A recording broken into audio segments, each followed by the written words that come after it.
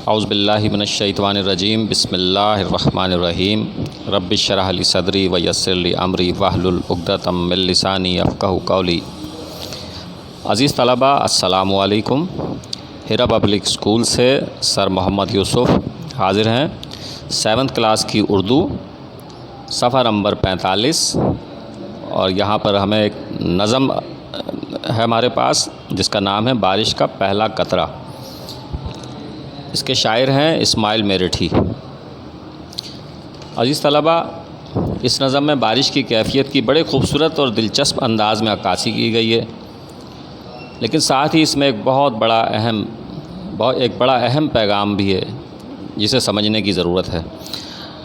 آئیے اس نظم کو ہم پڑھتے ہیں اور لطف اندوز ہوتے ہیں۔ حال ہی میں ویسے بھی آپ نے بارشوں کا وقت دیکھا اور ابھی بھی جاری ہے، تو اس کو سمجھنے میں اور آسانی ہو جائے گی۔ گھنگھور گھٹا تلی کھڑی تھی پر بوند ابھی نہیں پڑی تھی۔ گھنگھور گھٹا سے مراد گہرے بادل ہیں اور خوفناک بادل ہیں جو عین بارش کے وقت چھا جاتے ہیں۔ ہر قطرے کے دل میں تھا یہ خطرہ، ناچیز ہوں میں غریب قطرہ۔ تر مجھ سے کسی کا لب نہ ہوگا، میں اور کی گونا آپ جوگا۔ یہاں اس کا کہنے کا مقصد ہے میں تو خود اس قابل نہیں ہوں، میں تو اپنے قابل بھی نہیں ہوں کہ اپنی مدد کر سکوں، میں دوسروں کی کیا مدد کروں گا۔ یہاں پہلے قطرہ جو بارش کا ہے یہ اس کو بتانے کی، اس کی تشریح کرنے کی کوشش کی گئی ہے، اس کے خیالات کی۔ کیا کھیت کی میں بجھاؤں گا پیاس، اپنا ہی کروں گا ستیہ ناس۔ یعنی کہ میں اکیلا قطرہ برسنے کے بعد کیا کر لوں گا، نہ تو کسی کی پیاس بجھے گی، نہ ہی کوئی کھیت مجھ سے کھیت کھلیان ہرا بھرا ہو سکے گا۔ آتی ہے برسنے سے مجھے شرم، مٹی پتھر تمام ہے گرم۔ مجھے شرم آتی ہے کہ میں اکیلا کیا کر سکوں گا، جبکہ مٹی پتھر ہر چیز تپش سے گرم ہو چکی ہے۔ خالی ہاتھوں سے کیا سخاوت، پھیکی باتوں میں کیا حلاوت۔ یعنی کہ میرے ہاتھ میں کچھ ہے ہی نہیں تو میں کیا کسی کو دے سکتا ہوں، میں سخاوت کا مظاہرہ کیسے کر سکتا ہوں۔ اور پھیکی باتوں میں کوئی مٹھاس نہیں ہے، کوئی شیرینی نہیں ہے، میری بات کو کون سنے گا۔ کس برتے پہ میں کروں دلیری، میں کون ہوں کیا بساط میری۔ برتے کا مطلب طاقت ہے، بھروسہ ہے۔ دلیری مطلب بہادری، ہمت، اور کہنا بھی چاہتا ہے کہ میری کوئی حیثیت نہیں ہے، میں بہادری دکھا کر کیا کر لوں گا۔ ہر قطرے کے دل میں تھا یہی غم، سرگوشیاں ہو رہی تھی باہم۔ اور یہی بات ہر قطرہ سوچ رہا تھا اپنے متعلق کہ میں اکیلا ہو کر کیا کر سکتا ہوں۔ اور آپس میں صلاح مشورے بھی ہو رہے تھے، سرگوشیاں بھی ہو رہی تھی، دھیرے دھیرے بات چیت ہو رہی تھی۔ کھچڑی سی گھٹا میں پک رہی تھی، کچھ بجلی چمک رہی تھی۔ کھچڑی پکانا سے یہ ایک محاورہ ہے جس کے معنی بنتے ہیں خفیہ صلاح و مشورہ کرنا۔ کچھ بجلی چمک رہی تھی، ایک قطرہ کہ تھا بڑا دلاور، ہمت کے محیط کا شناور۔ یعنی کہ ایک جو قطرہ تھا انہی قطروں میں سے ایک قطرہ بارش کا پانی کا، کہ وہ بڑا دلیر تھا، بہادر تھا، ہمت والا تھا۔ ہمت کے محیط کا شناور، محیط کے معنی گھیرنے والا، دائرے کی شکل۔ شناور کے مطلب ہے تیرنے والا۔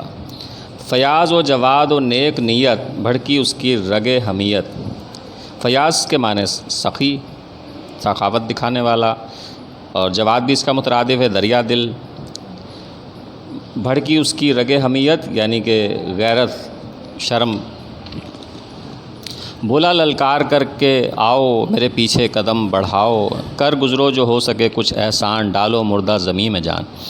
یعنی کہ اس کے بعد اس نے سب کو للکارا، سب کو اکسایا اس بات پر کہ تم سب میرے پیچھے قدم بڑھاؤ اور جو بھی احسان کر سکتے ہو مرد زمین پر کر ڈالو، تاکہ زمین، کھیت کھلیان ہرے بھرے ہو جائیں، اناج پیدا ہو جائے اور اس مردہ زمین میں جان پڑ جائے۔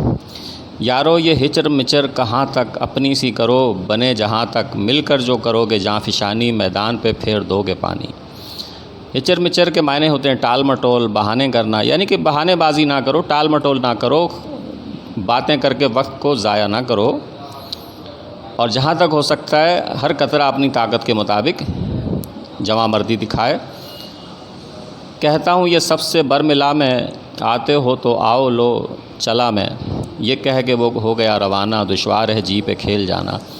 بس اتنا کہا اور اس کے بعد وہ قطرہ چل پڑا۔ اس نے کہا کہ اگر کوئی مقصد میں کامیابی چاہتا ہے تو وہ بھی میرے پیچھے ہو لے اور ہم سب مل کر جو ہے بارش کی شکل اختیار کر جائیں۔ ہر چند کہ تھا وہ بضاعت کی اس نے مگر بڑی شجاعت۔ بے وضاحت یعنی کہ بے حیثیت، کمزور ہونا، لیکن اس کے باوجود اس نے بڑی بہادری دکھائی۔ دیکھی جرت جو اس سخی کی، دو چار نے اور پیروی کی۔